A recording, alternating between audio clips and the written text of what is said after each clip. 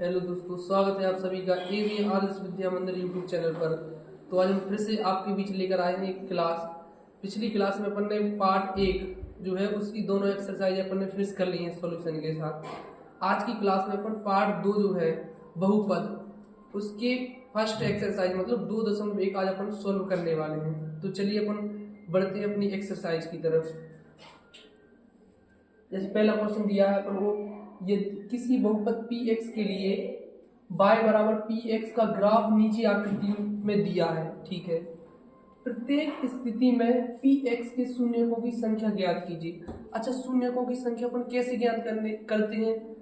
जहां जहां पर ग्राफ x अक्ष को टच करेगा, स्पर्श करेगा, वो अपने शून्यकों की संख्या हो जाएगी। जैसे पहली आकृति में देखो, अगर अपन पहली आकृति की बात करें, px के शून्यकों की संख्या, के शून्यकों की संख्या, तो देखो यहाँ पर बराबर। अच्छा, यहाँ पर देखो जरा, ग्राफ x अक्ष को कहाँ कहाँ पर टच कर रहा है। जी है पहला ग्राफ पहली आकृति में। तो यहाँ पर अपन देख रहे हैं कि x अक्ष को कहीं पर भी ग्राफ टच नहीं कर रहा, स्पर्श नहीं कर रहा है। तो यहाँ पर शून्यकों की संख्या क्या हो जाएगी? शून्य, क्योंकि x अक्ष को जहां जहां पर ग्राफ टच करेगा उतने ही अपने शून्यक निकलेंगे। तो पहले ग्राफ में जो पहला ग्राफ है वहां पर कोई भी पहले चतुर्थांश में ग्राफ x अक्ष को टच नहीं कर रहा है, तो यहाँ पर शून्यकों की संख्या क्या है? शून्य। चलिए दूसरे ग्राफ में देखते हैं, px के शून्यकों की संख्या, के शून्यकों की संख्या।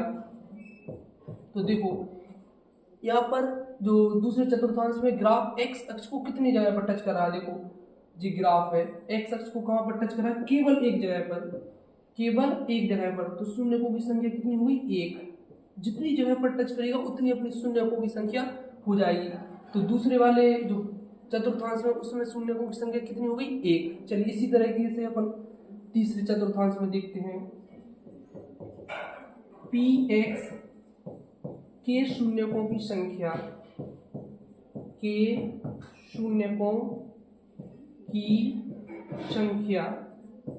चलो तो देखो इसमें यहाँ पर जो ग्राफ है वो x अक्ष को कहाँ कहाँ पर टच करा या कितने बिंदुओं पर टच करा? तो देखो एक जी हो गया, 1 2 और 3, कितनी जगह पर टच करा है? 3 जगह पर। तो यहाँ पर शून्यकों की संख्या कितनी हो गई? 3। आशा करते हैं कि आपको ये क्वेश्चन अच्छे से समझ में आ रहे होंगे। चलिए तो अगली ग्राफ में अगले चतुर्थांश की तरफ बढ़ते हैं। जैसे चौथा चतुर्थांश है, तो यहाँ पर देखो जरा, शून्यकों की संख्या कितनी होगी? px के शून्यकों की संख्या, शून्यकों की संख्या। देखो जरा इसमें, तो यहाँ पर देखो ग्राफ x अक्ष को कितनी जगह पर टच कर रहा है? 1 + 1। कितनी जगह पर टच कर रहा है x अक्ष को? 2 जगह पर, 1 और 1 2। तो यहाँ पर शून्यकों की संख्या कितनी हुई? 2।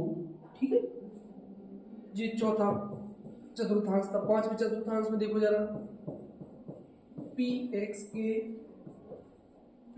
के शून्यकों की संख्या, px के शून्यकों की संख्या। चलिए तो इसमें जरा बताइए आप देख करके कितने शून्यक होंगे, कितने शून्यक होंगे, जरा आप देख करके बताइए डायग्राम को। शून्यकों की संख्या। 5वें नंबर के चतुर्थांश को आप केयरफुली ध्यान से देखिए, उसमें x अक्ष को ग्राफ कितनी जगह पर टच कर रहा है। तो देखो जी, ग्राफ है एक जगह तो जी टच कर दिया, इस पर 2, फिर यहाँ से गया 3, फिर यहाँ से वापस आया 4। कितनी जगह पर स्पर्श कर रहा है? 4 जगह पर। तो यहाँ पर शून्यकों की संख्या कितनी हुई? 4।